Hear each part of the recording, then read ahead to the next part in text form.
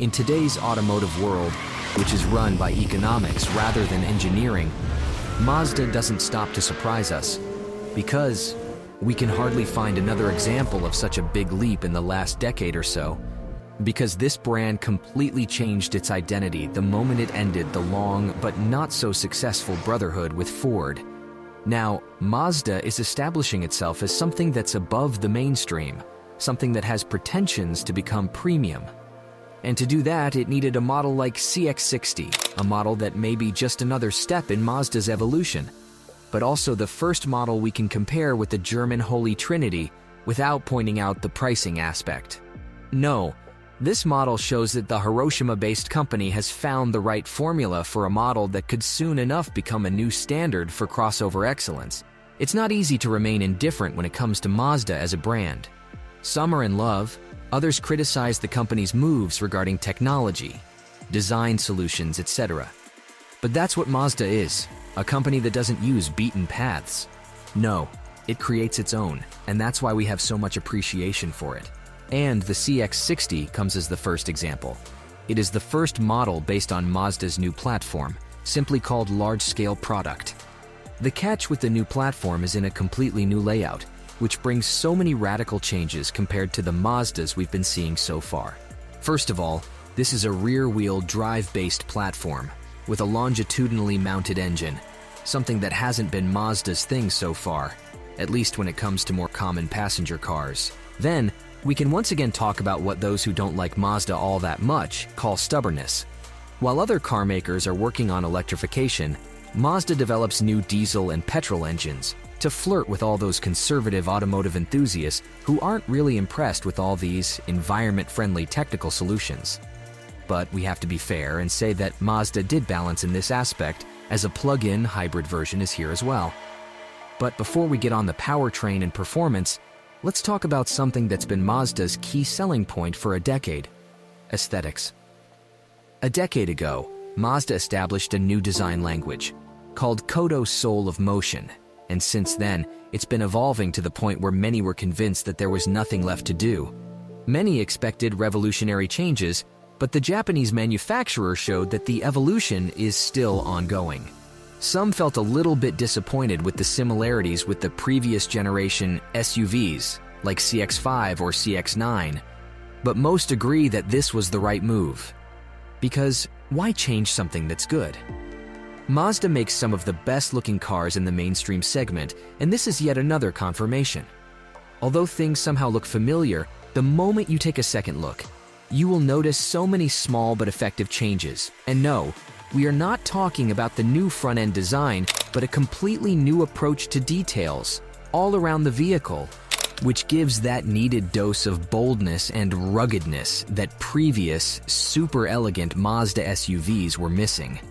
And the new model looks way more massive when compared to, for example, the CX-5.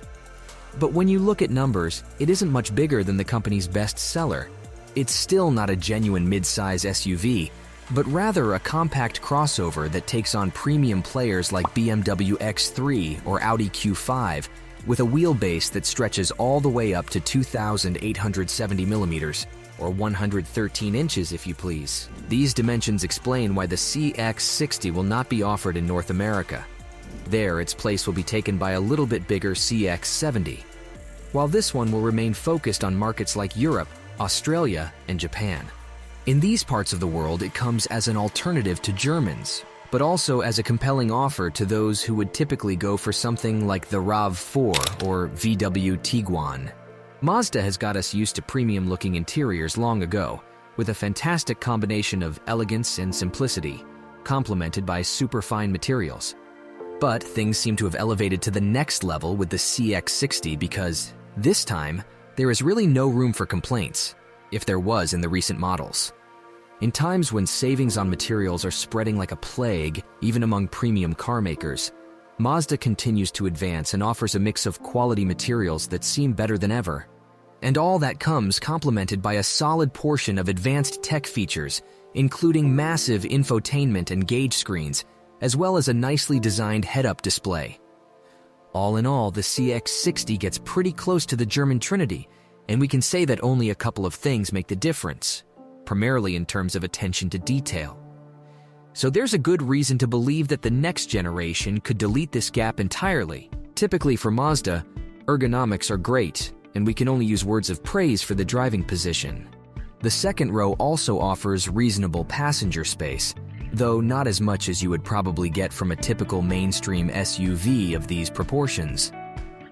Once again, Mazda is a victim of its style, and that reflects in the cargo area too.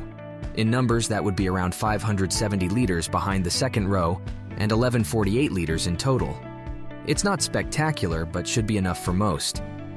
Your familiarity with the names of equipment groups will depend on the part of the world you live in because, once again, Mazda uses different monikers in different markets. In Europe, the grades are usually divided into 4 groups: Prime Line, Exclusive Line, Homura, and Takumi. The base model, the Prime Line, is already quite generous, with a massive 12.3-inch infotainment screen, dual-zone climate controls, LED lights, and an 8-speaker audio system. The Exclusive Line adds wireless smartphone integration, a head-up display, and several more tech and safety upgrades. Unlike these two, Homura brings upgraded leather upholstery, parking sensors, and several more additions to the list of standard equipment, including heated and ventilated front seats and heated rear seats. As usual, Takumi represents the range-topping version, with further styling upgrades, more standard equipment, and more attention to detail. In Australia, the monikers are different as well as their lists of standard features. The standard Evolve grade is a little bit more basic compared to the European counterpart, as it comes with a smaller infotainment system and a half-digital instrument cluster, borrowed directly from the CX-60. The GT brings way more standard equipment, including 12.3-inch infotainment and gauge screens, while the range-topping Azami brings finer materials throughout the cabin, including Nappa leather. Now, when we are done with the part of the car that's brought rather evolutionary changes, it's time for those we can call revolutionary. Of course, we are talking about the engines because Mazda has brought some really important novelties here. First of all, the new platform features a longitudinally mounted engine layout, which is completely different from what we used to see from Mazda SUVs. And, logically, the thing that goes with such a placement is rear-wheel drive, even though most variants actually feature an all-wheel drive setup. In any case, there are a couple of brand new inline-6 units, and the one that has drawn way more attention so far is the diesel because it is available on all markets. The new 3.3-liter turbo inline-6 comes in 2 variants with 200 or 254 horsepower, but more importantly, both feature plenty of torque to move this SUV with ease, around 500 and 550 Newton-meters, respectively. For potential environment-conscious buyers, Mazda has prepared a brand new plug-in hybrid system based on the old 2.5-liter Skyactiv G engine, which comes coupled with a single electric motor, offering a combined output of 323 horsepower and 500 Newton-meters of torque, which is enough to hit 100 kilometers per hour in about 5.8 seconds. For comparison, the more powerful diesel takes around 7 seconds to hit 100 kilometers per hour. Besides speed, this system also offers the benefit of all-electric mode, thanks to the massive 17.8 kilowatt-hour battery that ensures around 60 kilometers of range per charge. Finally, petrol heads outside Europe can enjoy the new 3.3-liter turbo inline-6 with a max output of 280 horsepower and 450 Newton-meters of torque, while the brand new 3-liter Skyactiv X should debut this or next year. Also, there is a variant with the old 2.5-liter inline-4 with 185 horsepower sold in Japan, but we are not sure if that engine has enough torque to move this SUV conveniently. Also new is an 8-speed automatic transmission with a classic torque converter. Mazda's models are traditionally pretty engaging to drive, especially when compared to mainstream rivals. But now, when the CX-60 feels more premium than ever, you may wonder how it stacks up against German premium players. Well, we can't say it's on par, but it's pretty close. The handling feels composed. It's not as engaging as the X3, but rather well-balanced, similar to the Audi Q5. There's almost no lean in corners, while the absorption of road imperfection is pretty good too. Actually, the only major complaint we have is the steering, which feels a little bit vague. It's far from bad, but we would like it if it would be more precise because then we would be able to use the full potential of this well-designed chassis.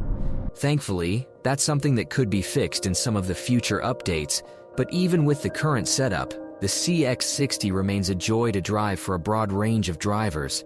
And we presume that was Mazda's goal after all. Mazda has shown us again that you don't have to lead or follow the pack, that you can do things on your own. And honestly, we are glad that such car makers still exist, especially at this price range, because being unique has become extremely expensive in today's automotive world. Once again, Mazda has found its own path, and we can argue all day long if it's worth the money or not. Most mainstream rivals are more practical and cheaper. Most premium players still have an edge. And even though the CX-60 may not be the most rational choice, it rewards you with style, quality, and driving experience. What do you think about the 2024 Mazda CX-60? Has Mazda finally found a sweet spot between mainstream and premium segments? Would you rather go for a diesel or plug-in hybrid? Let us know in the comments, and don't forget to subscribe. Thanks for watching, and see you next time.